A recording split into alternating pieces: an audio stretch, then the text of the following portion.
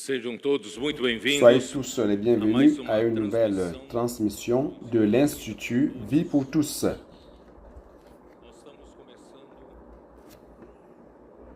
voltando a outra Nous série commençons une nouvelle série dos ouços. de Que celui qui a des oreilles entende. Philadelphie, Conserve garde ce que tu as para que ninguém afin que personne ne prenne ta couronne. a mensagem Le message numéro 1 a comme titre Le succès de l'Église primitive et ses problèmes. La lecture biblique, Actes chapitre 2, versets 42 à 47. nós concluímos Nous avons conclu les épîtres de Pierre à la fin de l'année dernière. e para nossa surpresa Et à notre surprise, ganhamos nous avons reçu de grandes lumières. quando iniciamos Lorsque nous avons commencé o estudo, l'étude des épîtres de Pierre, ainda eu não tinha je n'avais pas encore exatamente de o clarté Senhor queria, par rapport à ce que le Seigneur voulait nous dire.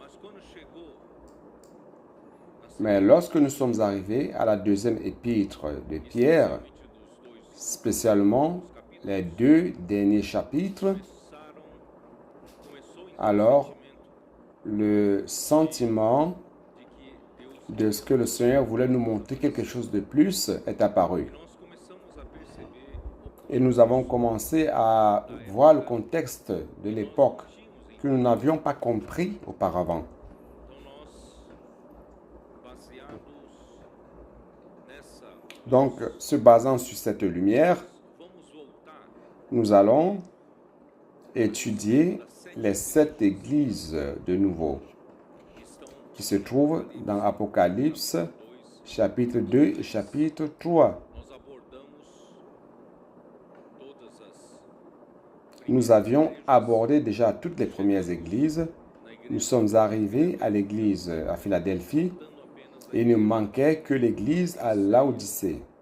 e com respeito à igreja Et par rapport à l'église à Philadelphie, chegamos nous sommes arrivés jusqu'à isto é la veille, c'est-à-dire les choses a essa nova qui vont se produire avant cette nouvelle phase, à partir de 2017. então faltar Donc il restait encore vemos mais e à étudier certains points.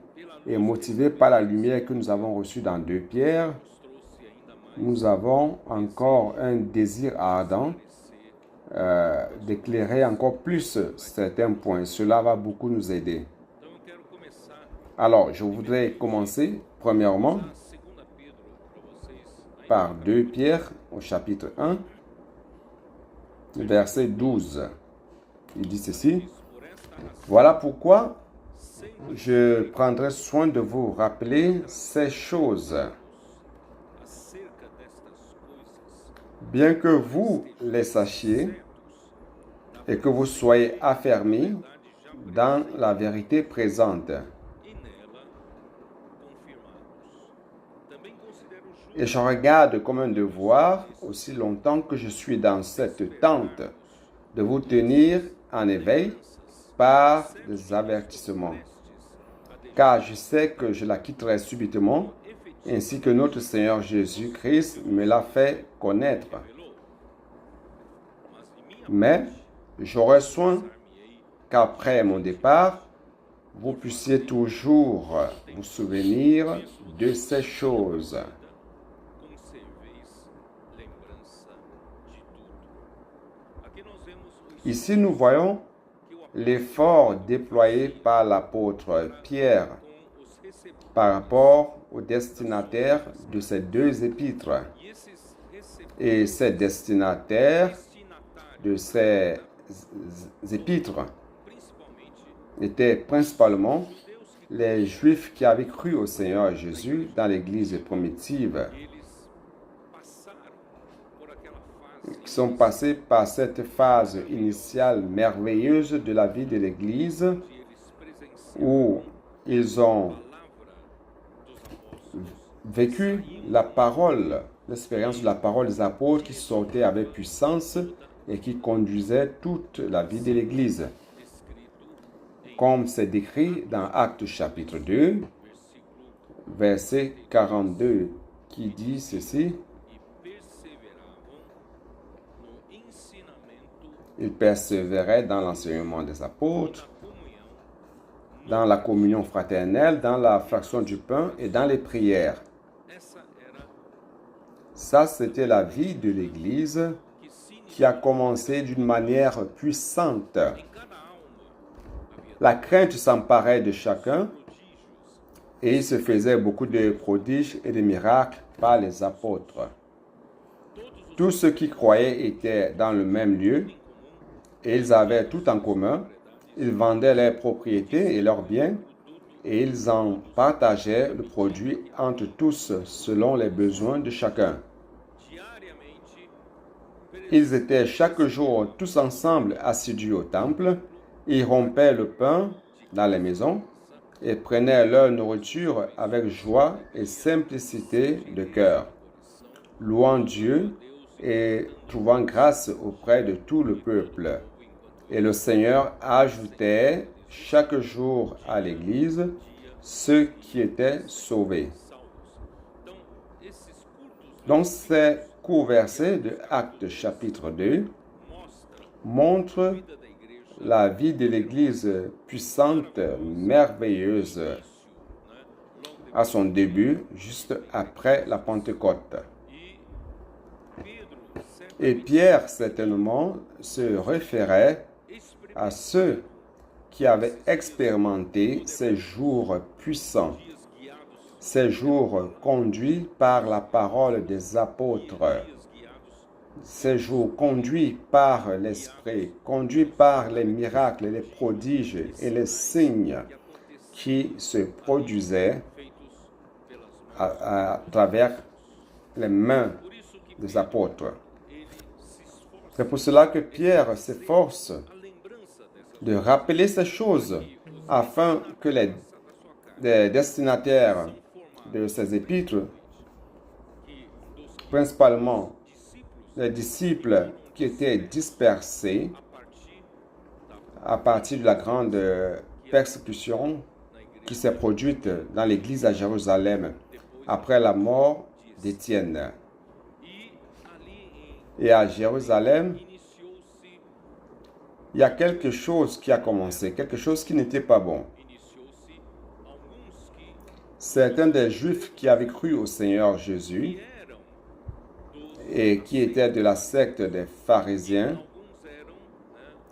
certains étaient de ceux qui défendaient la pratique du judaïsme. Donc, de cette manière, il y a un parti qui a commencé à se former parmi les chrétiens juifs qui luttaient pour continuer la pratique de la loi de Moïse. Et cela a fait en sorte que Paul et Barnabas, c'est dans Actes chapitre 15, ils sont montés à Jérusalem pour traiter de ce sujet. Je ne vais pas détailler aujourd'hui, mais je dois vous donner ce tableau de fond. Et je vais détailler cela tout au cours des messages. Mais je voudrais que cela soit clair, que dans Actes chapitre 15, verset 1, on voit un problème de l'église de Jérusalem qui est déjà raconté. L'église qui avait commencé d'une manière merveilleuse. Ici, il dit,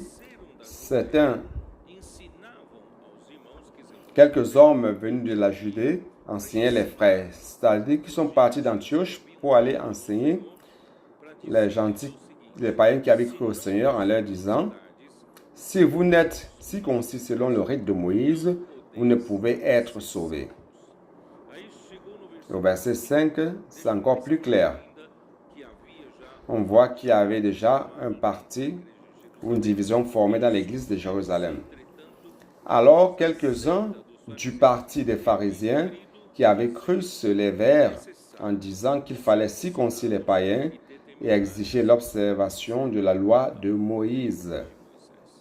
Frères, malheureusement, à partir de cette formation de ce parti, l'Église à Jérusalem a changé de forme et de nature.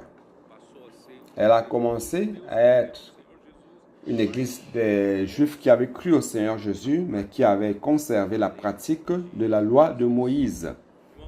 Frères, cela signifie que l'église qui a été engendrée par l'Esprit, l'église qui a été engendrée par l'effusion de l'Esprit Saint au jour de la Pentecôte, actuellement est en train de retourner à la pratique de la loi de l'Ancien Testament.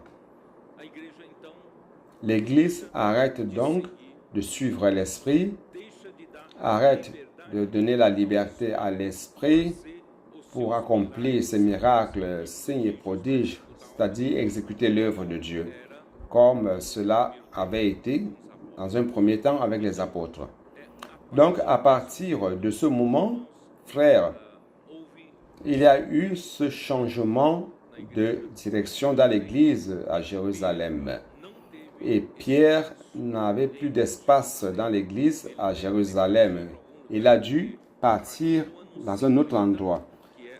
Vers les années 50, qui correspond à Actes chapitre 15, personne ne sait clairement où Pierre est allé, où il est allé durant cette période, jusqu'à ce qu'il ait écrit ces 2 épîtres à l'an 60. Donc, durant plus de 10 ans, nous ne savons pas où Pierre était, mais nous savons une chose dans Acte 21, c'est que Pierre n'était plus à Jérusalem, car il n'y avait personne à Jérusalem qui écoutait la parole de Dieu comme enseignement des apôtres, comme c'était le cas dans Acte chapitre 2, car tous ont suivi le leadership de Jacques, qui a fait une conciliation entre la loi et la foi. Et cela ne donne pas accès à une suite saine. Donc, la loi avait été donnée à Moïse comme tuteur pour que lorsque Christ viendrait, que le peuple de Dieu soit remis à Christ pour la foi. Donc, on ne peut pas mélanger la loi et la foi. Donc, frères, l'Église à Jérusalem a perdu totalement sa nature. Donc, Pierre, dans cette épître, et principalement dans la 2e épître, il est bien clair, et je voudrais lire cela de nouveau afin que vous compreniez mieux avec le tableau de fond. 2 Pierre, chapitre 1, verset 12. Voilà pourquoi je prendrai soin de vous rappeler ces choses, bien que vous les sachiez et que vous soyez affermis dans la vérité présente. Donc, vous êtes en train de recevoir mes paroles. Vous êtes de ceux qui sont à l'étranger, vous êtes dispersés dans les nations païennes, vous n'êtes pas à Jérusalem. Donc, vous avez expérimenté le début puissant de l'Église à Jérusalem et vous devez continuer à vous rappeler de la vérité présente qui est en vous. Vous avez compris, frère? Ça, c'était la grande lumière que le Seigneur nous a donnée lorsque nous avons étudié 2 Pierre. Continuons. Chapitre 3 de 2 Pierre. Ici, il dit au verset 1, « Voici déjà, bien-aimés, la seconde lettre que je vous écris. Dans l'une et dans l'autre, je cherche à éveiller par des avertissements votre saine intelligence. » Pourquoi éveiller? Chercher à éveiller. Parce qu'ils persévéraient dans l'enseignement des apôtres, dans la première phase de l'Église. Ce sont ceux qui avaient participé au début puissant de la vie de l'Église, suivant la parole prophétique. C'est pour cela qu'il dit, afin que vous vous souveniez des choses annoncées d'avance par les saints prophètes et du commandement du Seigneur et Sauveur enseigné par vos apôtres. C'est-à-dire afin que vous vous rappeliez que dans l'Ancien Testament, Dieu a parlé à son peuple à travers ses saints prophètes, mais le leadership des Juifs a persécuté ces prophètes et ont tué plusieurs d'entre eux. Donc, ils ont muselé la parole de Dieu. Et dans le Nouveau Testament, Dieu utilise ses apôtres pour apporter le commandement de Dieu et Sauveur jusqu'à vous.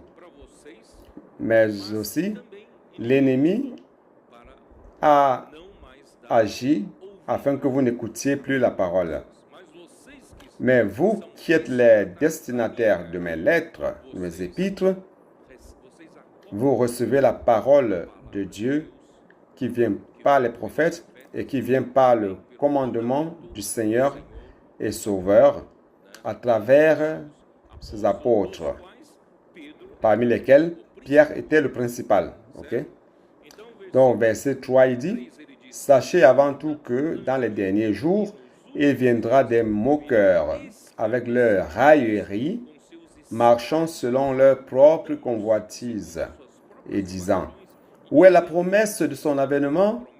Car depuis que les pères sont morts, tout demeure comme dès le commencement de la création. » C'est-à-dire que ceux qui avaient arrêté de recevoir la parole de l'apôtre Pierre comme la présente vérité, ou comme la parole prophétique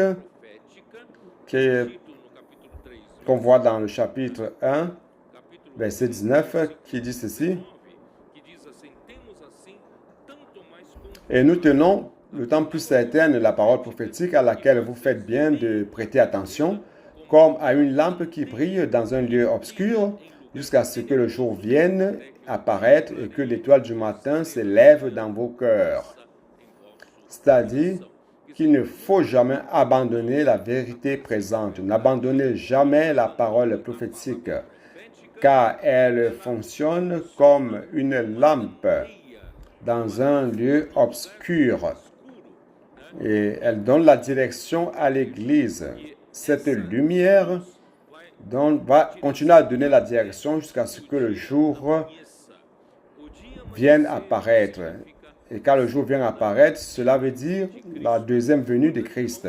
Donc, jusqu'à la deuxième venue de Christ, nous devons persévérer en suivant la parole prophétique qui est cette lampe qui nous donne la direction. Malheureusement, lorsqu'à la deuxième phase de l'Église à Jérusalem, qui ont commencé à suivre le leadership de Jacques mélangeant la loi et la foi, à la fois, ils ont méprisé le ministère de Pierre. Ils ont méprisé la parole prophétique de Pierre. Ils ont commencé à se moquer de ce que Pierre disait. Vous pouvez me demander, mais il y a quelle preuve à cela? Il y a la preuve au chapitre 1, n'est-ce pas? Ceux qui se moquaient de la parole de Pierre disaient que Pierre inventait des histoires comme sur la montagne de la transfiguration. Lui et Jacques et Jean avaient été amenés à la haute montagne et là, le Seigneur Jésus s'est transfiguré. Il a montré réellement qui il était dans sa gloire et sa splendeur. Et ces moqueurs disaient que ces paroles sont comme des fables ingénieusement inventées par Pierre, Jacques et Jean, car seuls les trois ont vu, et que c'était du mensonge. Et comme si cela ne suffisait pas, au chapitre 3, verset 2, il se moque en disant, « Où est la promesse de son avènement? Car depuis que les pères sont morts, tout demeure comme dès le commencement de la création. » C'est le verset 4. Donc, il se moquait de ce que l'apôtre Paul disait. Sa parole était les enseignements des apôtres, la parole de Pierre était la vérité présente, les paroles de Pierre était la parole prophétique, mais ils se moquaient de lui. Malheureusement, cette source de moquerie, des moqueurs, c'est l'Église à Jérusalem lors de sa deuxième phase. Donc, frères, cette lumière, ce contexte nous ouvre une nouvelle perspective pour comprendre ce qui s'est passé dans l'Église à Jérusalem, dans l'Église primitive. C'est ce que nous allons étudier. Donc, une autre chose que je voudrais vous rappeler, quel mal y a-t-il lorsqu'une Église est crue au Seigneur Jésus et continue à garder la loi, à pratiquer la loi? Alors, quel est le problème ici? Donc, Pierre est bien clair sur ce sujet. Je ne peux pas détailler le sujet aujourd'hui, mais pour que cela ne reste pas trottiné dans votre tête, et sans comprendre ce qui se passe, simplement, il y a deux choses opposées. Ou, ici au chapitre 3 de Galates, verset 1, il dit ceci. Ô Galates, dépourvus de sens, qui vous a fasciné, vous aux yeux de qui Jésus-Christ a été peint comme crucifié, Christ a été crucifié pour vous délivrer de la loi et de vous introduire dans la foi. Si vous mélangez la foi à la loi, alors Christ est mort en vain. Vous comprenez? C'est tellement grave, si grave, qu'au début du livre de Galates, Paul écrit ceci, verset 1, chapitre 1, verset 4. Il dit, notre Seigneur Jésus s'est donné lui-même pour nos péchés afin de nous arracher du présent siècle mauvais, selon la volonté de notre Dieu et Père. Ce monde pervers fait partie du monde de la survie, la subsistance, le monde des distractions, de la sécurité, des péchés, et aussi le monde de l'économie, de la politique, et aussi le monde de la religion. Donc Dieu veut, à travers la crucifixion de Jésus-Christ, de sa mort pour nos péchés, Dieu veut nous déraciner totalement de ce monde pervers. Bien qu'il vienne avec une belle apparence de la religion, de la culture, de l'éducation, mais faites attention, ce monde est sous la domination du malin. Donc Christ est mort pour nous déraciner et nous amener vers un autre royaume. Nous n'appartenons plus à ce royaume. Le saviez-vous? Nous appartenons au royaume de Dieu. Nous sommes dans une autre sphère, si bien que... Oh Seigneur Jésus, je n'allais pas entrer dans le message déjà. Il y a tellement de lumière que le Seigneur nous a donné dans 2 Pierre, n'est-ce pas? Par exemple, avant le message, j'ai lu avec les frères lors de la prière. Je leur ai montré que Jean chapitre 3. Je pense qu'on doit créer encore plus de chapitres. Jean chapitre 3, l'évangile de Jean chapitre 3.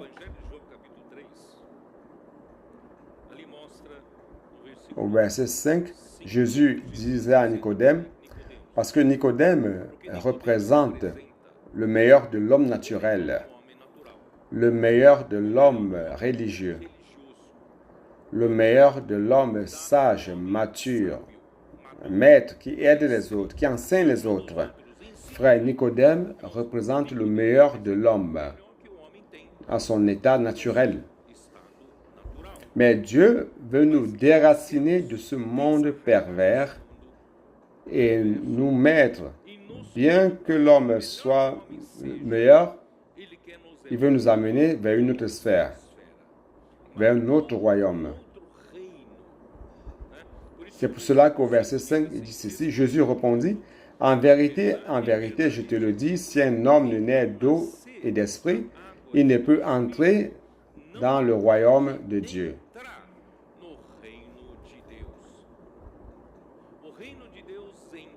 On entre dans le royaume de Dieu par la nouvelle naissance. Donc, frères, ce royaume, c'est une autre sphère où Dieu gouverne. Dieu règne. Lorsque vous avez cru au Seigneur Jésus, vous avez été introduit dans ce nouveau royaume. Aujourd'hui, vous appartenez au royaume de Dieu. Cependant, vous devez marcher selon ce royaume dans lequel vous êtes entré.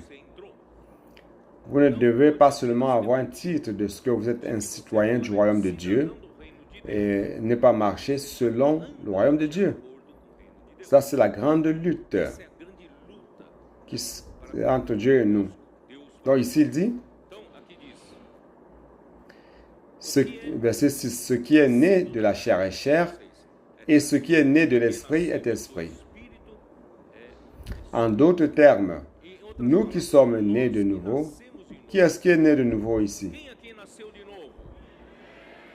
Tous ceux qui ont cru au Seigneur Jésus sont nés de nouveau. Sont nés de l'esprit, d'eau et d'esprit. Donc, à partir d'aujourd'hui, il faut que ce soit clair que vous êtes nés d'esprit et que vous êtes esprit et que celui qui est né de l'esprit, celui qui fait partie du royaume de Dieu, ne marche plus de manière naturelle, à la manière que vous marchiez avant. Alors, quelle est la nouvelle manière de marcher? Verset 8, le vent souffle où il veut. Et tu en entends le bruit, mais tu ne sais d'où il vient, ni où il va. Il en est ainsi de tout homme qui est né de l'esprit. Donc, en d'autres termes, à partir d'aujourd'hui, toi qui es né de l'esprit, tu fais partie d'un nouveau royaume, du royaume de Dieu, où Dieu gouverne. Tu ne marches plus selon ta propre volonté. Maintenant, tu marches selon l'esprit. Et comment puis-je marcher selon l'esprit? Et comment marcher par l'esprit? Comment l'esprit marche-t-il? Frère, l'esprit marche comme le vent. Vous ne voyez pas le vent, mais vous sentez le vent. Vous ne savez d'où le vent vient et vous ne savez pas aussi quelle direction il va suivre juste après. Donc, le vent souffle où il veut et il va où il veut. Ainsi en est-il de tous ceux qui sont nés d'esprit. Frères, en d'autres termes, nous ne marchons plus par la logique humaine. Donc, frères, nous ne marchons pas selon les leçons du livre que nous avons reçu, de la logique humaine. Et si vous voulez retourner à la pratique de la loi, vous allez retourner de nouveau à être perfectionné dans la chair, c'est-à-dire marcher selon ce que la loi ordonne. Mais si vous êtes selon l'esprit, vous allez marcher selon la direction de l'esprit. Mais soyez certains que la direction de l'esprit n'est jamais contre la loi de Dieu. Vous comprenez? Donc, nous sommes de ceux qui sont nés de l'esprit et nous devons marcher par l'esprit. Oh Seigneur Jésus. On retourne à Galates. Galates 3.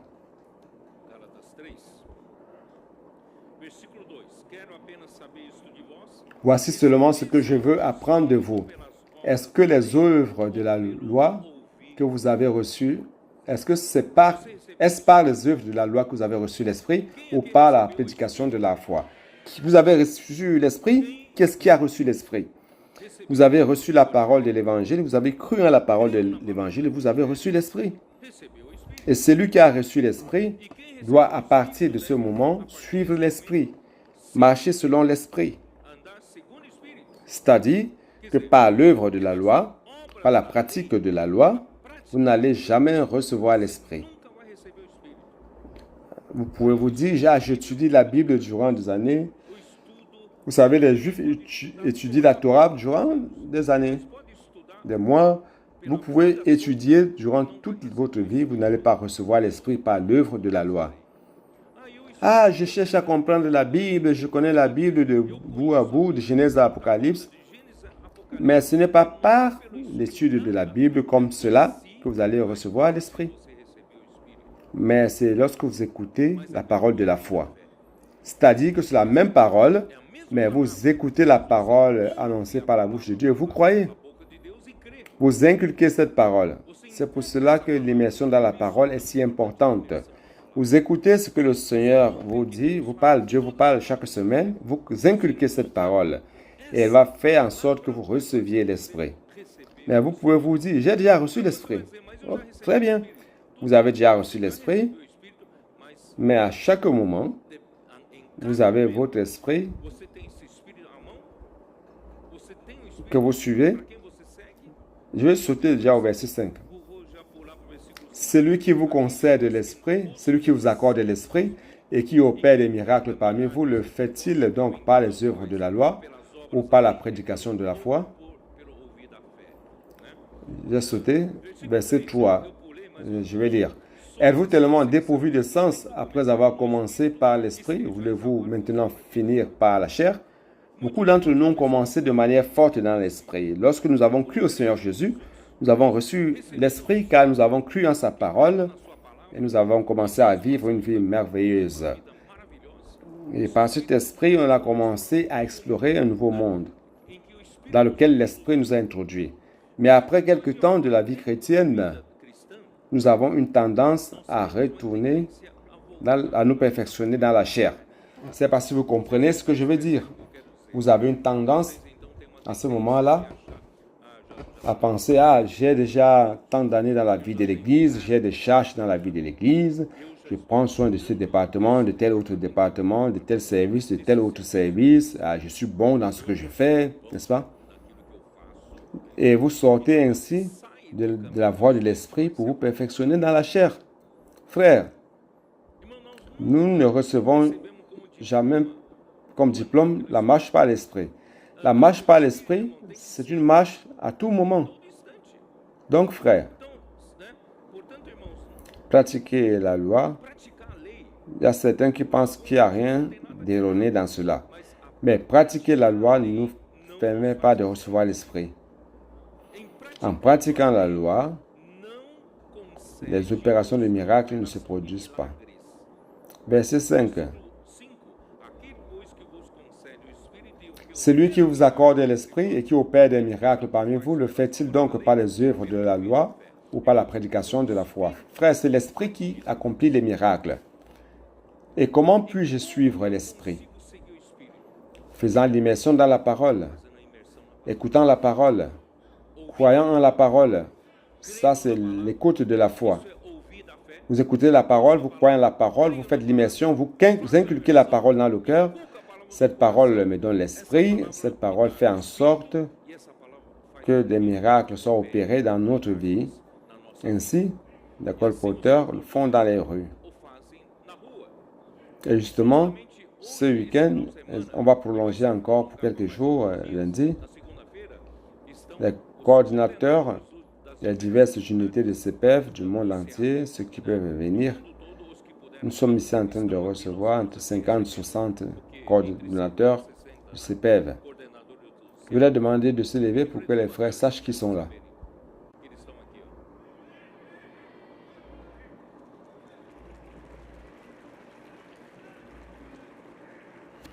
Ils sont justement de ceux qui perfectionnent les autres afin de travailler dans les rues. Et ils sont les premiers qui doivent être perfectionnés, non dans la chair, mais pour marcher dans l'esprit. Ils ne peuvent pas dépendre de ce qu'ils savent, ni de l'expérience d'hier. Ils doivent dépendre totalement de la parole. Car ce n'est pas la parole qui marche par l'esprit. Et l'esprit leur donne les opérations et les miracles qui fait accomplir l'œuvre de Dieu. Donc ceux-ci, ce sont nos frères qui nous perfectionnent dans les CPF. Vous pouvez vous dire, je n'ai rien à voir avec cela. Moi, je dis oui. Je dis si. Nós, você, Je vais faire une alliance avec vous. uma aliança com Chacun de vous vocês continue à avoir la tendo a responsabilité responsabilidade d'apporter tout au moins un candidat trazer au candidato CPF. para fazer o Qu'en pensez-vous? Que tal? Procure Cherchez parmi vos groupes de relations des personnes avec qui vous êtes en contact chaque jour. Demandez-leur, voulez-vous être missionnaire? Servir Dieu, c'est la chose la plus noble qui existe. Vous voulez être missionnaire? Si quelqu'un vous dit oui, alors amenez cette personne au CPF. Allons remplir notre CPF de candidats, Vamos encher o nosso CEAP car ils partiront du CPF comme des travailleurs, des colporteurs dans les rues. trabalhadores, comportores, Je viens de rentrer du Japon et de la Corée. voltar do Japão e da Coreia. On a un grand besoin pour amener l'évangile du royaume en Asie. Et on a besoin de plus de colporteurs. Malheureusement, nous avons presque personne. Infelizmente, nós Ce sont des colporteurs ou quase ninguém qui sachent parler le japonais ou le coréen. saibam falar Très peu. japonês e coreano. Frère, nous avons besoin de personnes qui peuvent parler au moins l'anglais. Nós precisamos de pessoas que pelo menos saibam falar inglês. E On a envoyé nos colporteurs là-bas, mais tous ne savent pas parler l'anglais. C'est pour cela que, frère, nous voulons commencer un service dans tout le CPF. querendo iniciar Trouver un bon professeur d'anglais, bon professeur de français, arrumar bom professor afin que nous puissions de francês, enseigner des CPF. aula para Nous voulons beaucoup de colporteurs qui sachent parler anglais, qui sachent parler français. muitos comportores. Il est clair, si vous savez parler le japonais, mieux encore. Si vous savez parler le coréen, mieux encore. On va vous envoyer. Vai falar coreano, Nous devons travailler en Asie. Et qui sait, le Seigneur peut encore ouvrir d'autres portes en Asie pour les Philippines. sabe o Senhor ainda abre uma porta na Ásia para as Filipinas, Car nous pensons qu'en 2024, porque nós temos c'était l'Afrique. 2024, Mais à la fin de 2024-2025, le Seigneur nous a amenés en Asie. Frère, le Seigneur veut gagner toute la terre. o Senhor nos levou para a Ásia. Nous avons besoin de beaucoup de travailleurs en Europe, Precisamos de aux États-Unis, au Mexique, en Amérique centrale, en Océanie. Europa, nos Estados Unidos, no México, América. Nous avons besoin de beaucoup de travailleurs. Donc, frère, grâce au Seigneur, Precisamos de muitos e muitos. nous avons les coordinateurs de CPF qui travaillent pour cela. Notre PAC est ici pour perfectionner les colporteurs, justement, Está aqui para pour qu'on ait des travailleurs plus efficients encore. justamente para nós termos trabalhos. Donc, vous vous rendez compte, frère, Então vocês, lorsque vous abandonnez la parole prophétique pour suivre la loi, e siga a vous sortez de la sphère de l'opération des miracles que l'Esprit peut vous donner pour accomplir l'œuvre de Dieu, pour aller vous perfectionner dans la chair. para se aperfeiçoar na carne. Ainsi, l'œuvre du Seigneur est stationnée dans l'Église. Donc, grâce au Seigneur, Então, graças nous avons des personnes qui sont ici. Alors, nous voulons voir nós queremos ver o que é que qu'est-ce qu'il y a eu de bon, boas e o qu'est-ce que qui s'est não passé, aconteceu para de repente et que tout d'un coup, rompida ce début merveilleux de la vie de l'Église s'est interrompu, cette Église primitive. Alors, je vais prendre le temps pour lire un peu ce que j'ai écrit.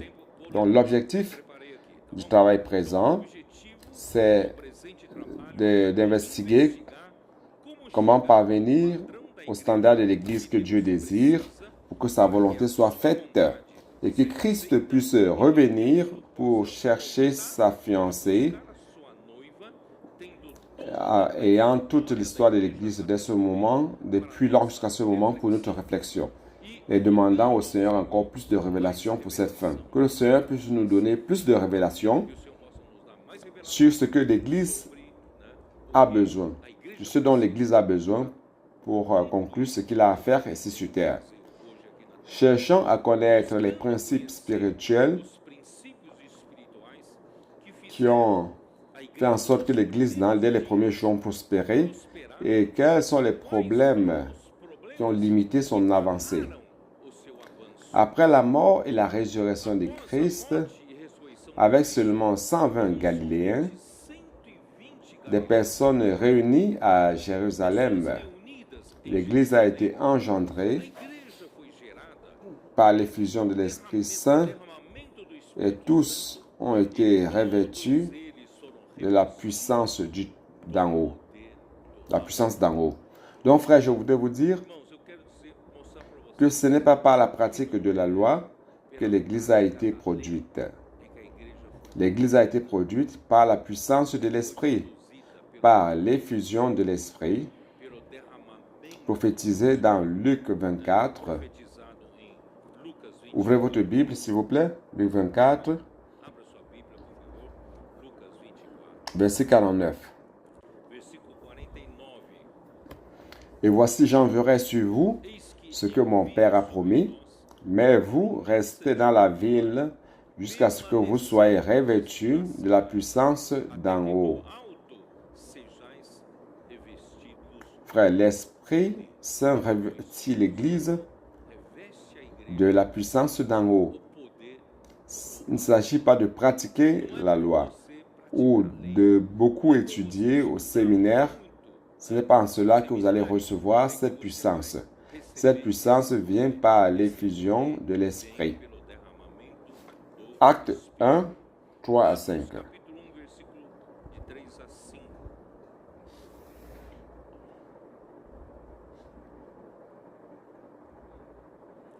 Après qu'il eut souffert, il leur apparut vivant et leur en donna plusieurs preuves, se montrant à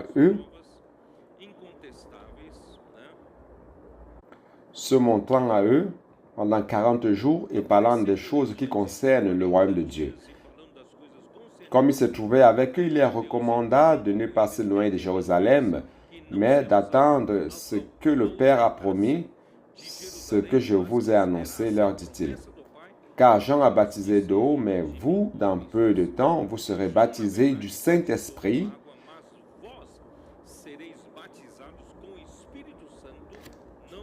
Chapitre 2, versets 1 à 4. Dans cette effusion de l'Esprit, s'est accomplie la puissance de l'Esprit. Le jour de la Pentecôte, ils étaient tous ensemble dans le même lieu. Tout à coup, il vint du ciel un bruit comme celui d'un vent impétueux. Il remplit toute la maison où ils étaient assis. Des langues semblables à des langues de feu leur apparurent séparées les unes des autres et se posèrent sur chacun d'eux. Ils furent tous remplis du Saint-Esprit et ils se mirent à parler en d'autres langues selon que l'Esprit leur donnait de s'exprimer. Ces autres langues, ce sont les autres langues et non des langues, ce ne sont pas des langues incompréhensibles. Donc, il s'agit des langues. Par exemple, vous qui n'avez jamais pas étudié l'anglais, vous commencez à parler anglais. Ceux qui n'ont jamais étudié l'allemand, parlent allemand. C'est ce qui s'est passé ce jour-là, au jour de la Pentecôte.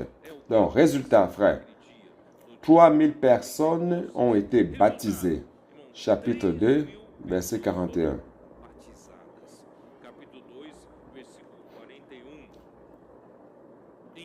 Ceux qui acceptèrent sa parole furent baptisés et en ce jour-là, le nombre des disciples s'augmenta d'environ 3000 âmes. Frère, alors je fais un commentaire. Comment est-il possible que 120 Galiléens, des personnes peu cultivées, puissent commencer un travail qui se trouve au centre de la volonté de Dieu, qui est l'agentement de l'Église? 120 Galiléens. Dieu n'a même pas utilisé les érudits de Jérusalem. Il n'a pas utilisé les personnes cultivées qui se trouvaient sur la terre d'Israël. Dieu a cherché en Galilée et là, ce qui prédominait comme profession, c'était des pécheurs. Dieu est allé chercher des personnes pas dans les universités, mais 120 Galiléens pour commencer l'Église.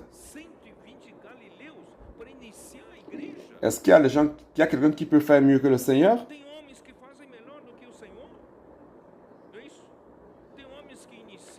Quelqu'un a déjà commencé à monter une église de milliards et des milliards de personnes. uma igreja, entre aspas, de Alors, comme initiateur d'une église, Então, Jésus, on peut iniciador considérer que c'est un da échec. igreja, Jesus foi Après 3 ans de travail depois ardu, prêchant l'évangile, 3 anos de tout ce qu'il a réussi, c'était 120 Galiléens no reino, o que ele qui n'étaient pas cultivés. 120 Alors, frère, ça c'est pour montrer que l'œuvre de Dieu, c'est l'œuvre de l'Esprit. a obra de Il Deus, ne dépend pas de la capacité humaine. ele não Apparemment, 120 Galiléens seraient voués à l'échec total par rapport à la mission de monter une église. para levantar uma igreja. Mais Dieu, qu'est-ce que Dieu avait? Dieu a envoyé d'en haut la puissance qu'il a déversée sur les 120 Galiléens qui n'étaient pas des hommes cultivés. Et à partir de ce jour-là, Dieu avait utilisé la bouche de Pierre, l'apôtre que Dieu a utilisé comme canal pour annoncer sa parole. Cette parole sortait avec puissance. Et après la puissance de Pierre et avec les 11, quand il représentait les 12 apôtres, après avoir parlé, il y a eu un baptême de presque 3000 personnes, nouvelles personnes sauvées ce jour-là. Frère, n'est-ce pas, c'est quelque chose de merveilleux? En un seul jour, 3000 personnes. Donc, frère, à partir de là, comme vous le savez, tout ce qui s'est passé. Mais vous pourriez me demander, comment tu prouves qu'ils étaient des personnes peu cultivées? Allons-y, dans Actes 4, 13. Lorsqu'ils virent l'assurance de Pierre et de Jean, ils furent étonnés, sachant que c'étaient des hommes du peuple sans instruction, et ils les reconnurent pour avoir été avec Jésus. Donc, si les leaders des 120 étaient des illettrés, avec peu de culture, imaginez les autres, avec peu d'instruction. Donc, le Seigneur veut montrer, frère, qu'il n'a pas choisi les sages, les plus sages. Il n'a pas choisi ceux qui avaient plus de capacité. Il n'a pas choisi ceux qui étaient nobles de naissance. Mais il a choisi les choses les plus méprisables, les choses qui ne sont pas pour confondre ceux qui sont. Car la puissance ne vient pas des hommes, mais de Dieu. L'Église n'a pas été engendrée par la capacité humaine, mais par la puissance de Dieu. C'est pour cela, frère, ça continue de la même manière aujourd'hui. Au CPEV, nous continuons, frère, à amener des personnes à comprendre que c'est la puissance de Dieu qui fait l'œuvre de Dieu. Le pacte qui sert à perfectionner les colporteurs montre que tout ce qui fait l'œuvre, c'est le pouvoir de l'Esprit. Et cette puissance vient par la parole. Donc, frère, ainsi la vie normale de l'Église commence. Il persévérait, acte 2, 42, j'ai déjà lu. Il persévérait dans l'enseignement des apôtres, dans la communion fraternelle, dans la fraction du pain et dans les prières. Frère, par la puissance de la parole des apôtres, le détachement à l'argent fut le premier signe. C'est ce qu'il dit, n'est-ce pas? La crainte s'empara de chacun et il se faisait beaucoup de prodiges et de miracles. Tous ceux qui croyaient étaient dans le même lieu, ils avaient tous en commun, ils vendaient leurs propriétés et leurs biens et ils partageaient le produit entre tous selon les besoins de chacun. Alors, qui fait cela? Encore plus parmi les Juifs. Est-ce que vous connaissez un Juif qui n'aime pas l'argent? Tous aiment l'argent. Même nous aussi. Nous les païens, nous aimons l'argent aussi, nous les gentils. Et vous êtes capable, êtes-vous capable de tout vendre et remettre l'argent aux apôtres, toute la somme, et faire en sorte que tout le monde bénéficie de cet argent qui vous appartenait totalement? Qu'est-ce qui fait cette œuvre? C'est la puissance de l'Esprit. Donc, juste pour vous montrer que ce début était si fort, si fort. La première chose qui s'est produite, c'était le détachement par rapport à l'argent. Est-ce que vous aurez pu avoir ce détachement? Il dit aujourd'hui, você teria esse desapego? est-ce que Hoje, eu estou falando hoje. vous prendrez tout l'argent de votre compte bancaire pour donner aux apôtres pour utiliser dans l'œuvre du Seigneur? Ça, j'en doute. Darem na obra do Senhor? Mes frères, la puissance de l'Esprit fut forte ce jour-là Foi tão forte naquele dia que cela se produit. que isso aconteceu naquele dia.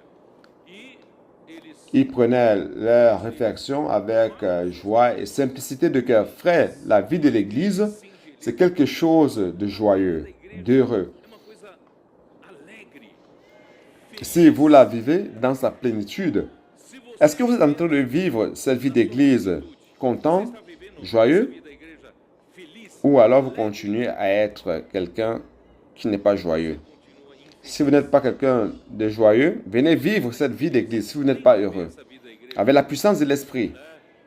com o poder do Espírito. Frère, grâce au Seigneur, Irmãos, pendant cela, graças ao Senhor, enquanto isso, l'Église comptait sur la sympathie du peuple et chaque jour le Seigneur o Senhor acrescentou ajoutait ceux qui allaient être sauvés.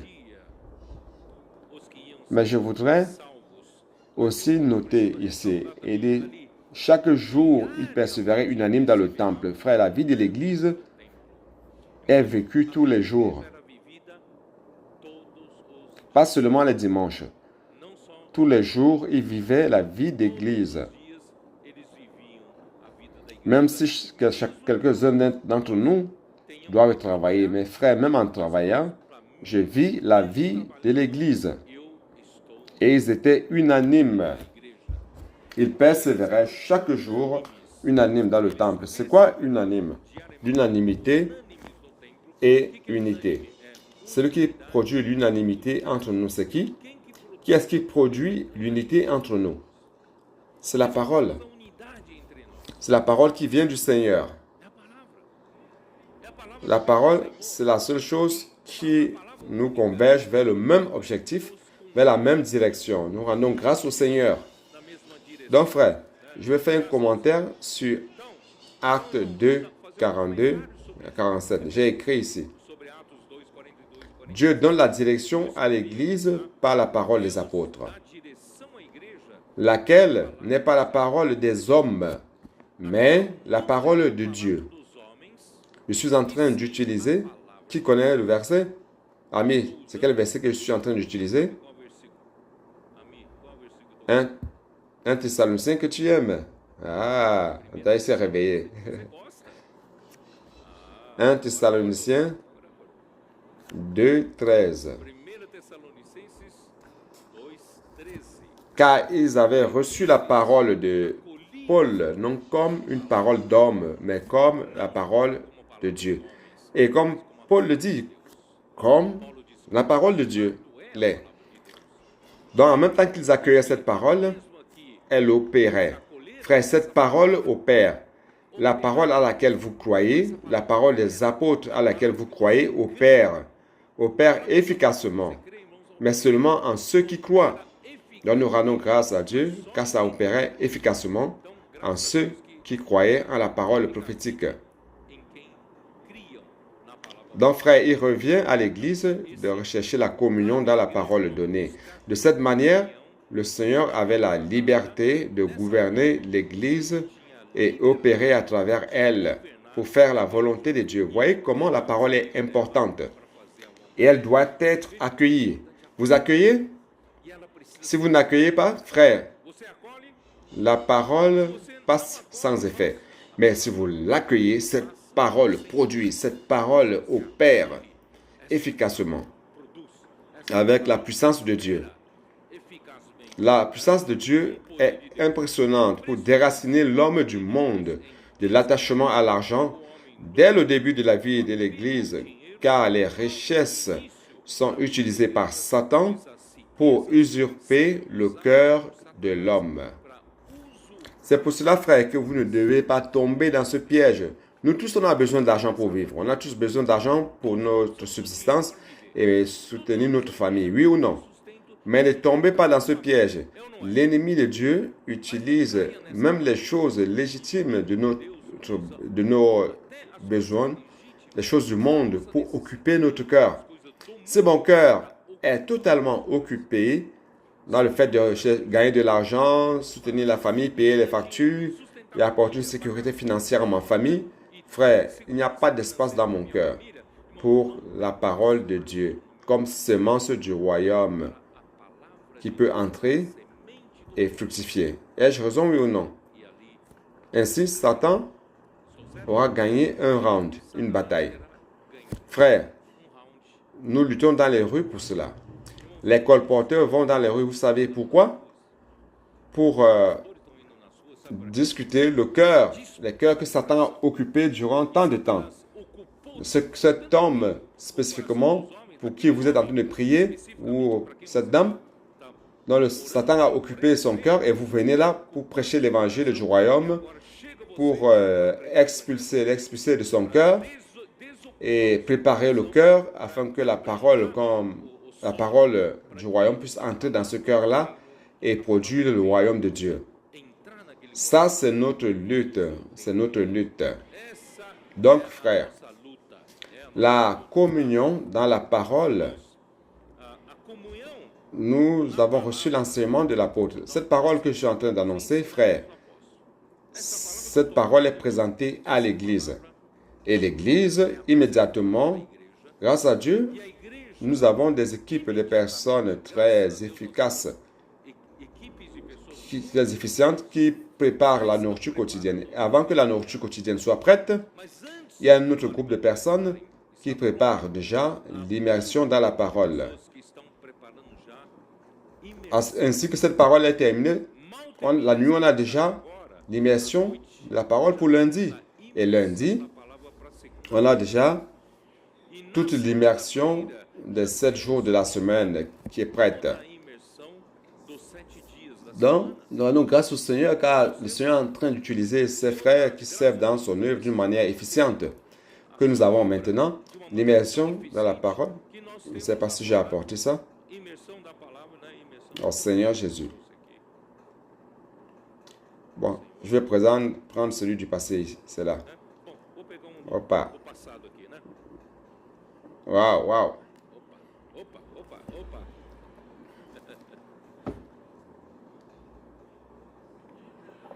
Ça, c'est le feuillet d'aujourd'hui. Il y a de la sueur partout ici. Ça, c'est l'immersion d'aujourd'hui. L'immersion quotidienne. Frère, ceci nous apporte à la mémoire une partie du message.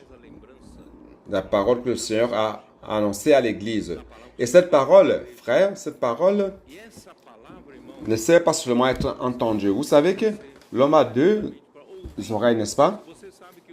S'il écoute seulement une fois, ça entre par une oreille, ça sort par l'autre. C'est pour cela qu'on a 2 oreilles, n'est-ce pas? Ça entre par une oreille, ça sort par l'autre. Et quand ça entre, nous pouvons la laisser échapper facilement. Alors quand elle entre, qu'est-ce qu'on doit faire? On doit l'inculquer. C'est quoi inculquer?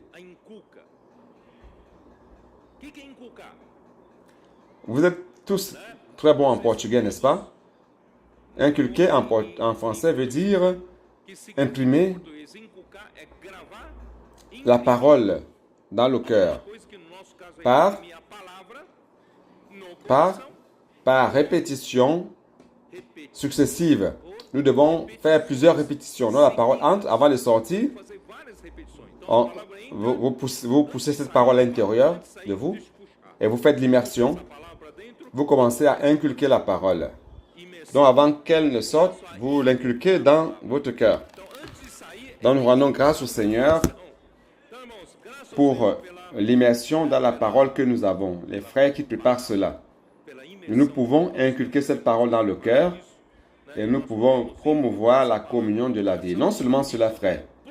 Ce que chacun inculque comme parole promeut la communion, la circulation de la vie parmi nous.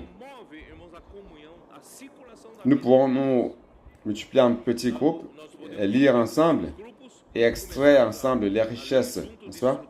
Cela fait en sorte que la parole circule entre nous. Et cette parole non seulement circule parmi nous, cette parole aujourd'hui circule parmi les frères au Japon, en Corée, en Europe, en Afrique. Frère, comme c'est merveilleux. Europa, na África.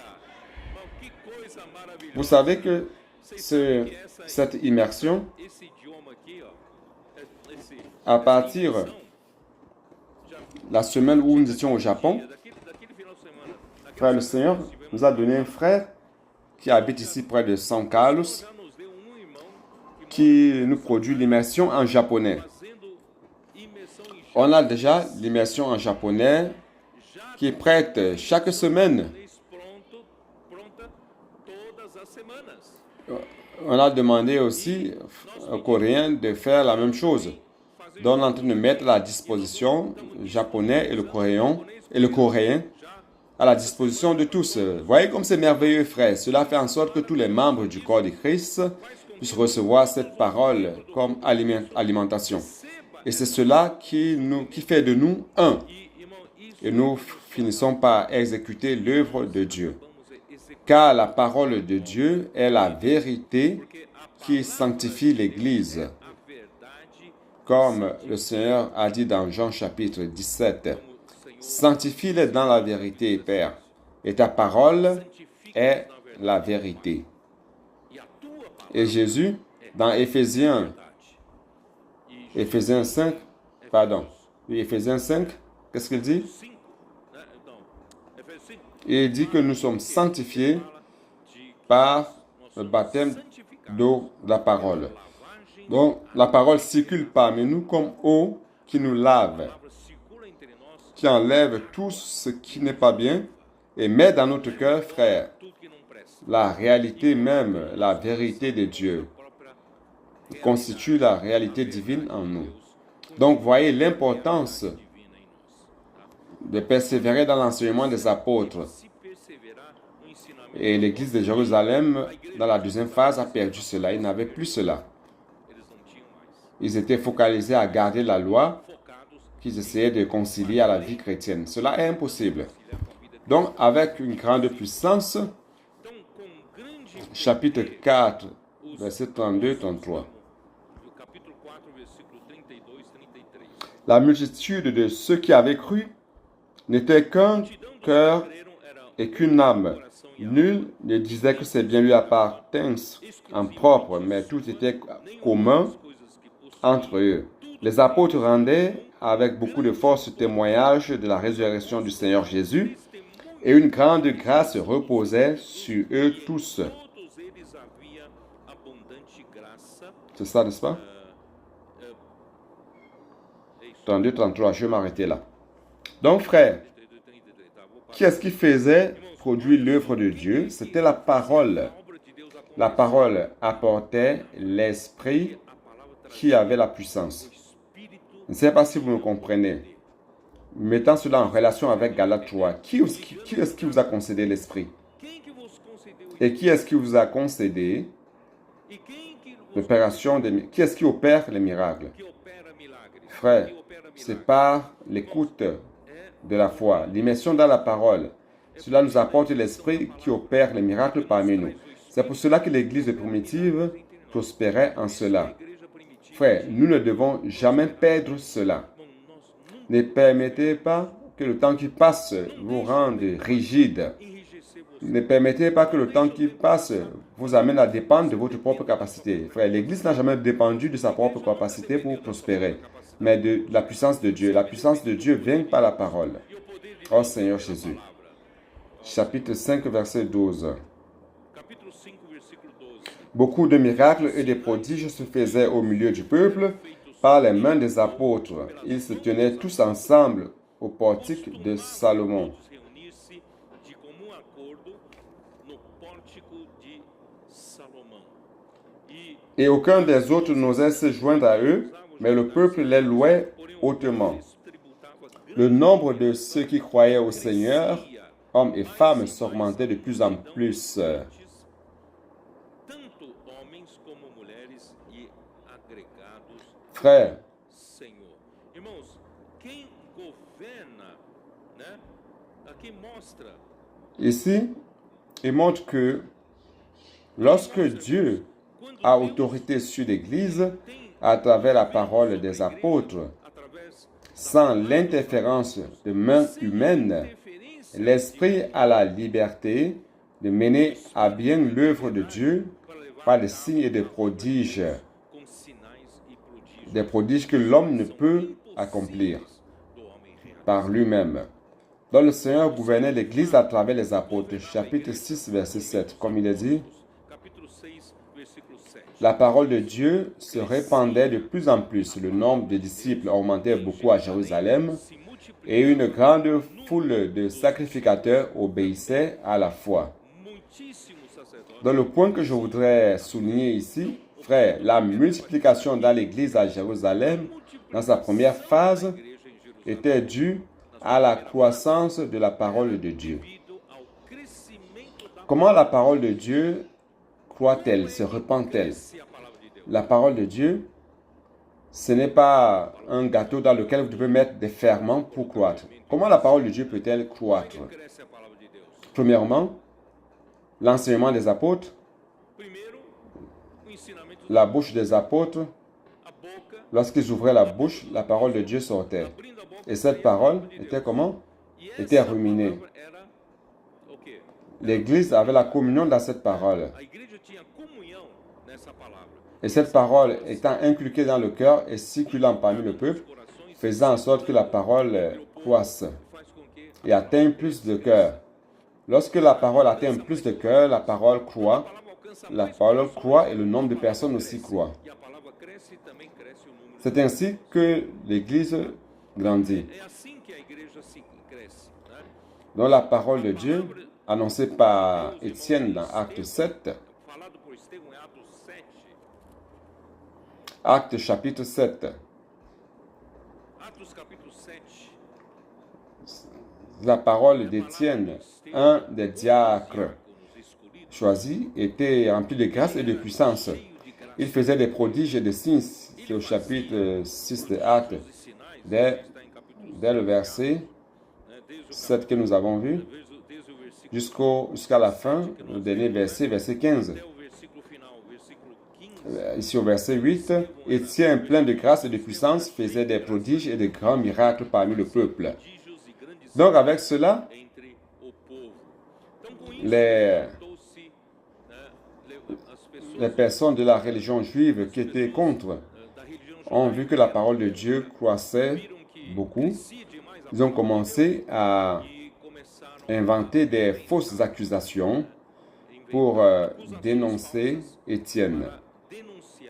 Frère, il y aura toujours de l'opposition de Satan par rapport à la parole de Dieu.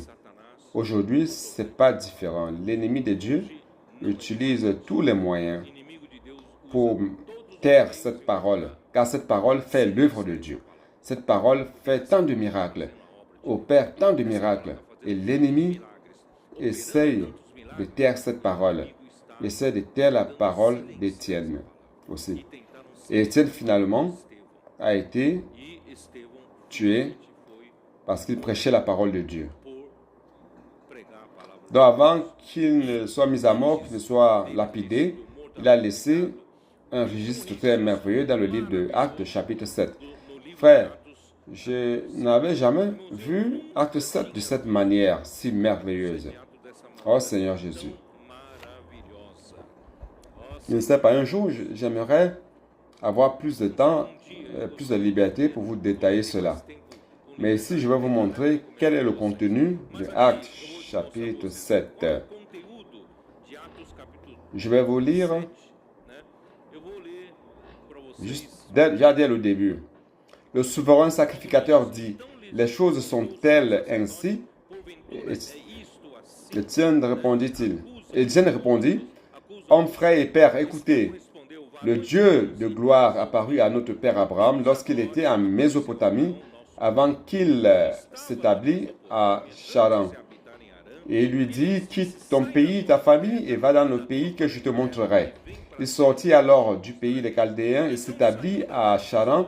De là, après la mort de son père, Dieu le fit passer dans ce pays que vous habitez maintenant. Vous qui m'accusez, vous êtes sur la terre que Dieu a promis à Abraham. Et lorsque Dieu l'a appelé, Il n'a pas possédé un seul mètre carré de cette terre. Il a quitté la terre des Chaldéens et il est allé habiter à Charan. Donc, frère, se basant sur quoi Abraham a quitté sa terre pour aller vers une terre que Dieu avait promis de lui donner et sans lui donner aucune garantie. Donc, c'était basé sur quoi? Sur la parole de Dieu. En d'autres termes, Abraham a cru en la parole de Dieu. Ça, c'est l'écoute de la foi. Donc, Dieu se plaît dans l'écoute de la foi. Celui qui écoute, qui entend et qui croit, frère, va recevoir la bénédiction. Les choses prospèrent.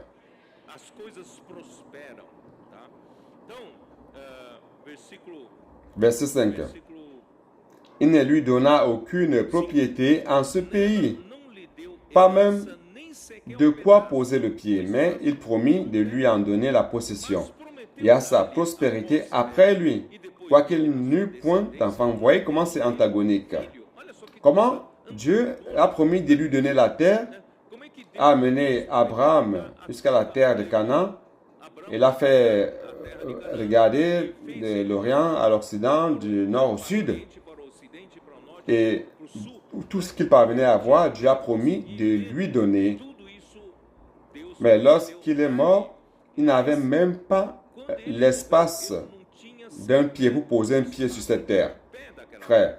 Mais il a cru en la parole du Seigneur. Il a cru en la parole du Seigneur. Dieu aussi a promis de lui donner cette terre à sa descendance. Comme Dieu ne lui a pas donné la terre physiquement parlé, il a promis de lui donner ça à sa descendance alors qu'il n'avait pas d'enfant. Je ne sais pas si vous me comprenez l'absurdité de l'absurdité. L'absurdité que Dieu a promis de lui donner la terre. Il est mort sans avoir même un mètre carré de terre. Et Dieu a promis de lui donner la terre à ses enfants. Mais il n'avait pas d'enfants. N'est-ce pas? C'est l'absurdité des absurdités. Mes frères, Abraham a cru. Il a cru en la parole. Voyez la puissance lorsque vous croyez en la parole de Dieu. Allons-y. Seigneur Jésus. Le fait qu'Abraham ait cru, c'est dans Galates 3, verset 6. Galates 3, 6.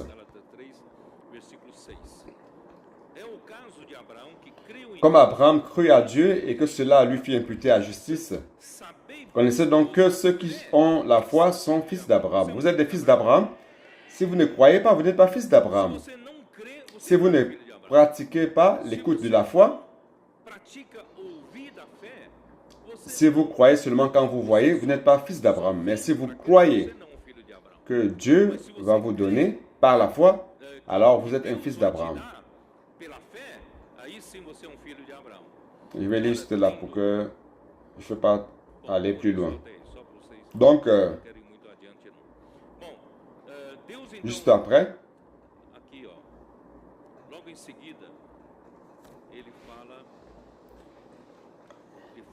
allons au verset 30. Avançons.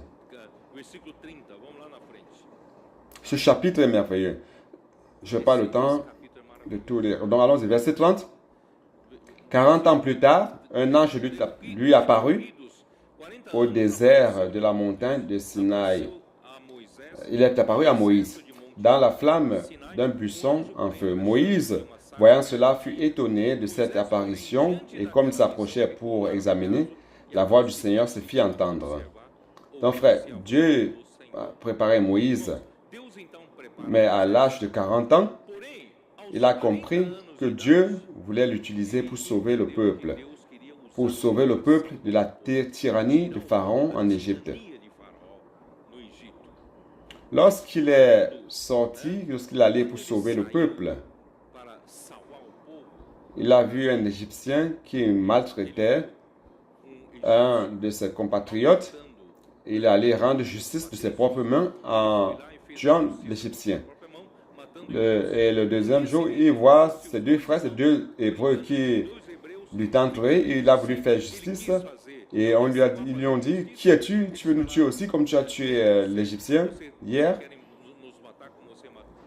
c'est-à-dire qu'il n'a pas été reconnu comme sauveur du peuple juif. Donc, lorsqu'il a su que Pharaon le cherchait pour le faire arrêter, il a fui dans le désert de Madian où il est resté durant 40 ans. Et après 40 ans, prenant soin des troupeaux, il a perdu toute sa capacité naturelle qu'il a apprise en Égypte, car il était puissant en sagesse et puissant en œuvre. C'est dans le verset 22. Vous pourrez lire cela. Donc, à l'âge de 40 ans, il n'était pas préparé pour la mission, car il était encore très confiant en sa propre capacité. Frère, ne pensez pas que Dieu va vous utiliser si vous vous confiez en votre propre capacité. Dieu ne va vous utiliser réellement que lorsque vous allez vous rendre compte que votre capacité ne sera pas utilisée pour faire l'œuvre de Dieu.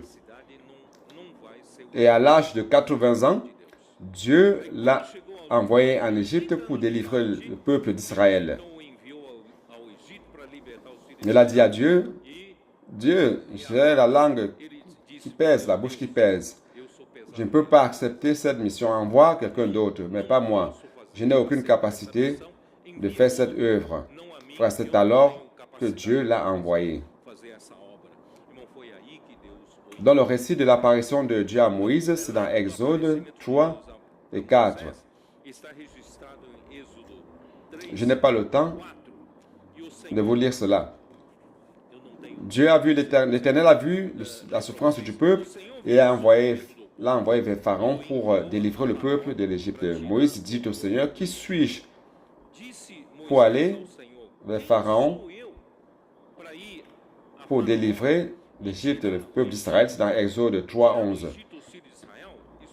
Et comment les enfants d'Israël sauront que tu m'as envoyé? Quel est ton nom? Dieu dit à Moïse, je suis celui qui suis. Je suis, t'envoie au peuple d'Israël pour les délivrer et les amener vers une terre où coule le lait et le miel. Exode 3, 12 à 17. Frère, qui est-ce qui a envoyé Moïse lorsqu'il se sentait incapable? Je suis. Pourquoi je suis? C'est pour que nous ne dépendions pas de la capacité humaine. Je vais t'envoyer. Ah, je n'ai aucune capacité. C'est cela même. Qui est-ce qui m'envoie? Qui est-ce qui envoie Moïse? C'est je suis. Je suis est capable.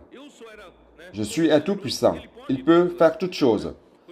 Frère, c'est pour cela que nous devons continuer toujours dans la simplicité. Dépendre du Seigneur, non pas notre capacité que nous faisons l'œuvre de Dieu. Donc, Moïse avait la notion de responsabilité et aussi de la difficulté que les personnes avaient à croire qu'il était réellement l'envoyé de Dieu. Frère, ici je fais un commentaire. Dieu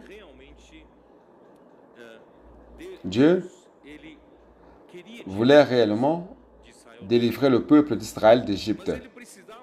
Mais il devait envoyer un homme pour faire cette tâche. Il a toujours dépendu de l'homme, le saviez-vous? Il dépend toujours de l'homme. Mais il n'utilise pas la capacité de cet homme. Si bien que le feu qui brûlait sur le buisson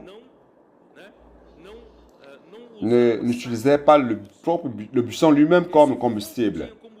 Ce feu avait un combustible en lui-même. Il est « je suis ». Le « je suis » a la capacité, le combustible pour faire son œuvre. Et le buisson représente l'homme. Il n'a pas besoin de l'homme comme combustible. L'homme est tout simplement le support, le canal qu'il peut utiliser. Frère, c'est ça que nous devons comprendre. Donc Moïse le savait. Il savait que ce n'était pas facile que la personne croie qu'il allait représenter Dieu et parler de la part de Dieu. Ce n'est pas facile. Ce qui s'est passé plus tard, c'est que sa sœur et son frère, Marie et Aaron, voulaient revendiquer en disant que Dieu ne parle qu'avec Moïse. Dieu n'a pas aussi parlé à travers nous. Et Dieu lui-même est venu éclairer la situation, car Moïse était réellement le prophète et Dieu parlait avec lui face à face. Donc pourquoi j'ai voulu vous montrer cela? Frères, c'est pour vous montrer la difficulté que l'homme a à accepter l'envoyé de Dieu. Donc, quand l'Éternel a tellement insisté, Moïse dit, « Ah, Seigneur, jamais été éloquent, ni maintenant, ni avant. » Je suis dans Exode 4. Vous pouvez suivre cela. Allons lire. Exode 4, 10. Il est mieux de suivre avec moi que de m'écouter tout simplement. Verset 10. Moïse dit à l'Éternel, « Ah, Seigneur, je ne suis pas un homme qui ait la parole facile, et ce n'est ni d'hier, ni d'avant-hier, ni même depuis que tu parles à ton serviteur, car j'ai la bouche et la langue embarrassées. » L'Éternel lui dit, « Qui a fait la bouche de l'homme et qui rend muet ou sourd, voyant ou aveugle? N'est-ce pas moi, l'Éternel? Va donc, je serai avec ta bouche et je t'enseignerai ce que tu auras à dire. » Moïse dit, « Ah, Seigneur, envoie qui tu voudras envoyer. » Alors la colère de l'Éternel s'enflamma contre Moïse et il dit, « N'y a-t-il pas ton frère Aaron le Lévite? Je sais qu'il parlera facilement. Le voici lui-même qui vient au-devant de toi, et quand il te verra, il se réjouira dans son cœur. » Donc Aaron avait l'éloquence de la parole, n'est-ce pas? Aaron parlait bien. Il ne bégayait pas comme Moïse, ni comme moi. Pourquoi Dieu n'a pas appelé Aaron pour faire cette œuvre? Parce qu'Aaron n'était pas préparé. Dieu a appelé Moïse justement parce qu'il se considérait totalement incapable pour faire l'œuvre du Seigneur. Et Dieu avait préparé ce vase pour ce travail. Donc lorsque Moïse se jugeait capable à l'âge de 40 ans pour délivrer le peuple de l'esclavage, Dieu ne l'a pas utilisé. Mais il l'a utilisé lorsqu'il avait 80 ans. Moïse avait perdu toute son habileté naturelle pour la mission. Et il disait qu'il n'avait jamais été éloquent et qu'il avait la langue et la bouche embarrassées. Il a demandé à Dieu, l'Éternel, d'envoyer une autre personne. L'Éternel lui dit qu'il sera sa bouche, lui enseignera tout ce qu'il aura à dire. Donc, Dieu ne cherche pas toujours ceux qui sont éloquents, pas toujours ceux qui sont éloquents ou qui dominent parfaitement la grammaire. Comme moi, je ne domine pas parfaitement la grammaire, ni parfait dans l'art oratoire. Mais Dieu mettra dans sa bouche les paroles et il sera pour Dieu. C'est-à-dire qu'il va représenter Dieu dans la parole. Donc Dieu a envoyé Moïse de prendre le bâton qui signifie l'autorité qu'il a reçue de Dieu pour accomplir des signes avec puissance de Dieu. Et Étienne continue en disant que c'était Moïse qui avait dit au peuple d'Israël que Dieu allait susciter un autre prophète semblable à lui. Vous vous rappelez où se trouve ce verset? Deutéronome, chapitre 18. Allons jeter un coup d'œil. Deutéronome 18. Quand est-ce que Dieu a parlé de cela? Verset 15. L'Éternel ton Dieu te suscitera du milieu de toi, d'entre tes frères, un prophète comme moi. Vous l'écouterez. Il se référait à qui? À Jésus. Et au verset 18, je leur susciterai du milieu de leurs frères un prophète comme toi. Je mettrai mes paroles dans sa bouche et il leur dira tout ce que je lui commanderai. Et si quelqu'un n'écoute pas mes paroles qu'il dira en mon nom, c'est moi qui lui demanderai compte. Il parlait de qui? Dieu parlait de qui? Qui est cet autre prophète, semblable à Moïse, que Dieu allait susciter? Jésus-Christ. Jésus-Christ.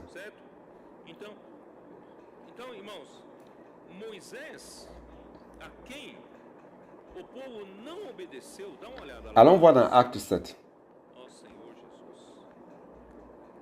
Oh Seigneur Jésus.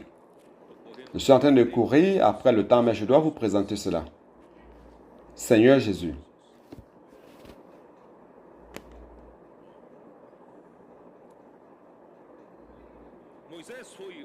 Moïse était le prophète reconnu par tous les enfants d'Israël.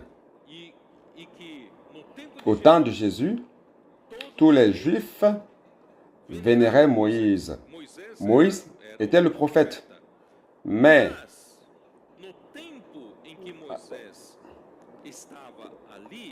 à l'époque où Moïse était là, allons voir Acte 7, verset 39. Nos pères ne voulurent pas lui obéir. Voyez donc, les Juifs vénéraient Moïse à l'époque de Jésus.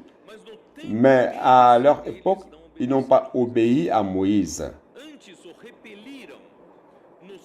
Et ils le repoussèrent et ils tournèrent leur cœur vers l'Égypte en disant à Aaron, « Fais-nous des dieux qui marchent devant nous, car... » Où suis-je? Car ce Moïse qui nous a fait sortir du pays d'Égypte, nous ne savons ce qu'il est devenu. En ces jours-là, ils firent un veau et lui offrirent un sacrifice à l'idole et se réjouirent de l'œuvre de leurs mains. Alors Dieu se détourna et les livra au culte de l'armée céleste, selon qu'il est écrit dans le livre des prophètes. M'avez-vous offert des victimes et des sacrifices pendant 40 ans au désert, maison d'Israël? Vous avez porté la tente de Moloch et l'étoile du dieu Remphan. Ces images que vous avez faites pour les adorer, aussi vous transporterai-je au-delà de Babylone. Ouais, le détail de ceci, nous ne le connaissons même pas. C'est dans les livres des prophètes. Frère, le peuple d'Israël a commencé à adorer d'autres dieux. Ils n'ont pas obéi à Moïse. Mais à l'époque de Jésus, donc, ils étaient là, ils disaient qu'ils étaient pour Moïse, certains. Mais quand Dieu a envoyé les prophètes premiers à Moïse, et il s'agissait de Jésus qui allait venir, ils ont fait tuer Jésus. Vous comprenez? Donc, acte 7 est si important. Ils ont fait mourir celui, le prophète de Dieu que Dieu a envoyé. Verset 51. Hommes au cou raide, incirconcis, de cœur et d'oreille, vous vous opposez toujours au Saint-Esprit, ce que vos pères ont été. Vous l'êtes aussi. Lequel des prophètes vos pères n'ont-ils pas persécuté?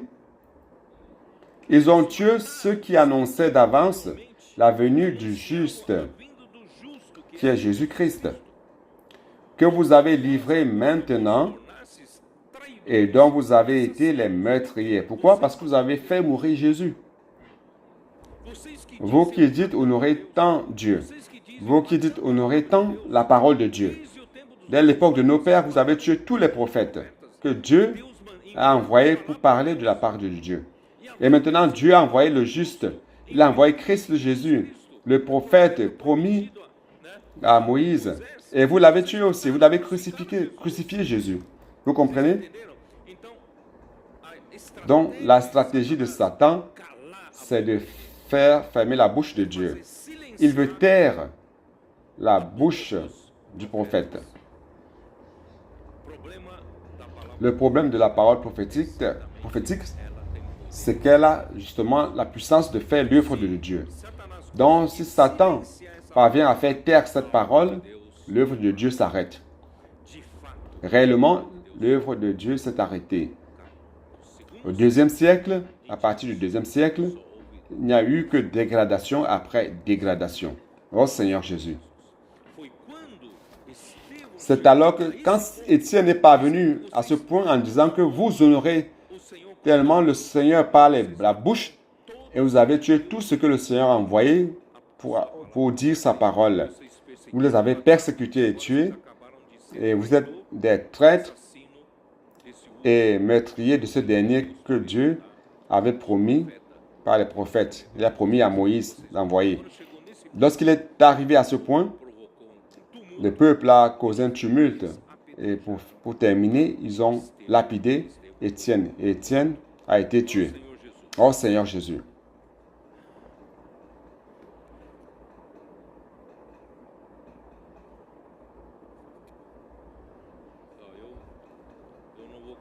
Je ne vais pas pouvoir terminer. Il y a beaucoup de choses ici. Je vais m'arrêter là. Je vais vous dire ceci.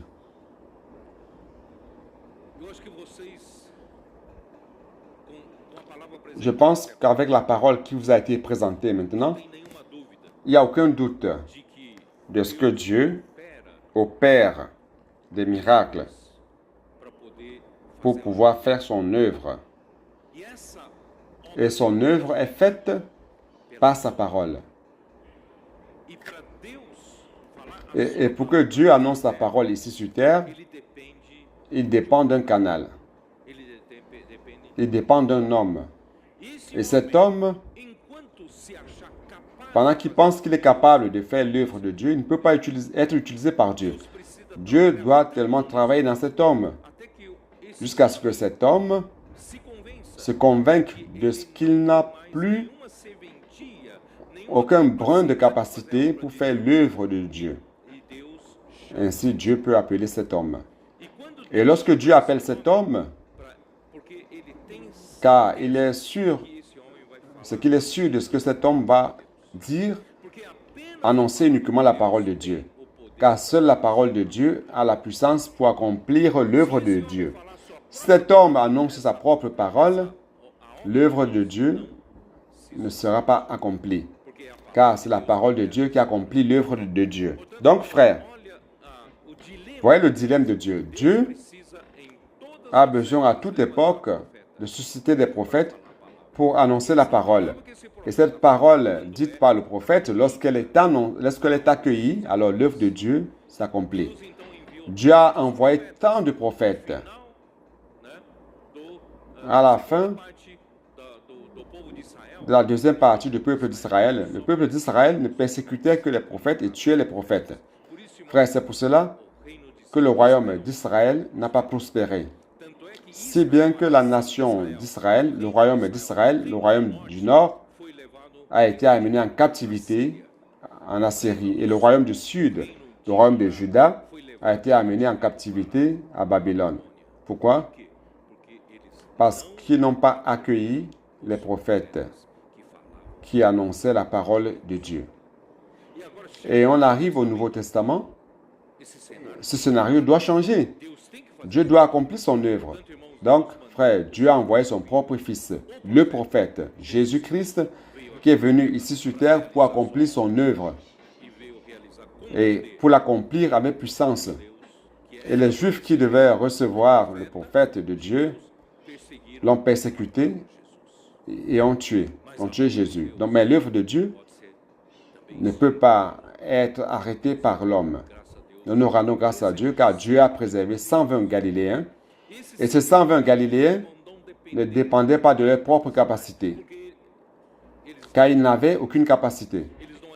Ils n'étaient pas des diplômés d'université, ils n'étaient pas des érudits, ni des personnes instruites. Ils n'avaient pas de grande capacité, mais Dieu a déversé la puissance, la capacité du ciel, d'en haut, par l'Esprit Saint. Et ils ont commencé à recevoir la puissance pour engendrer la première église, l'église à Jérusalem. Et pour continuer l'œuvre du Seigneur par l'église, Dieu a élevé Pierre avec les autres 11 apôtres pour commencer la parole prophétique. Et la parole prophétique sortait avec puissance. Les apôtres faisaient des signes, des miracles, des prodiges, car c'est la puissance de l'Esprit qui accomplit les miracles et qui faisait en sorte que les choses se produisent, n'est-ce pas? Jusqu'à ce que cette voix a été étouffée dans l'église à Jérusalem. Ils ont élu Jacques. Pierre s'est exilé. Il ne prenait plus que soin de ceux qui étaient dans la première phase de l'église à Jérusalem. Dieu a aussi dû utiliser d'autres canaux comme Paul pour aller vers la terre des gentils pour établir l'église. Et grâce à Dieu, la parole a accompli le miracle de nouveau. Le Seigneur a suscité des églises après église jusqu'à Rome. Et le monde occidental a reçu cette charge de planter l'église. Le royaume des cieux a grandi dans le royaume des gentils, mais avec la même force d'opposition des judaïsants de Jérusalem envers Pierre, ils ont utilisé cette même force contre Paul. Ils ont suivi Paul partout où il allait. Finalement, lorsque Paul a été martyrisé à l'an 67, tous ceux de l'Asie l'avaient abandonné. Personne n'écoutait plus la parole prophétique. Personne n'accueillait plus la parole de l'apôtre qui faisait l'œuvre de Dieu prospérer. Ils ont réussi à taire un de plus. Et on arrive donc à l'époque de Jean, à l'année 90, une autre tentative pour restaurer la parole, pour faire l'œuvre de Dieu. Jean annonçait la parole de la vie, la communion de la vie éternelle. Il essayait d'envoyer ses missionnaires pour apporter cette parole. Mais cette parole a été étouffée aussi. Même les leaders de l'Église qui aimaient plus la primauté, qui aimaient plus les disputes pour les positions, les disputes pour avoir les disciples, plus qu'ils n'aimaient la parole de Dieu qui faisait l'œuvre de Dieu. Ainsi, le premier siècle s'achève dans cette situation triste. Frère, mais ça, c'est clair, n'est-ce pas, que c'est la parole qui fait l'œuvre. Et grâce au Seigneur, aujourd'hui, au 21e siècle, le Seigneur nous a restauré cette vision. Nous sommes en train de voir cela. Frère, c'est pour cela que nous devons aimer la parole, nous devons l'apprécier et croire en cette parole avec l'écoute de la foi. À travers l'écoute de la foi, nous allons ramener le Seigneur, frère. À travers l'écoute de la foi, nous allons édifier l'Église. À travers l'écoute de la foi, nous allons prêcher l'évangile du royaume sur toute la terre habitée, même en Asie, au Japon, en Corée, en Chine, la Chine qui nous attend aussi, les Philippines, qui sais-je encore, la Malaisie, où que le Seigneur veut atteindre, sur toute la terre habitée. Nous allons restaurer cette puissance de l'Esprit à travers la parole. Amen.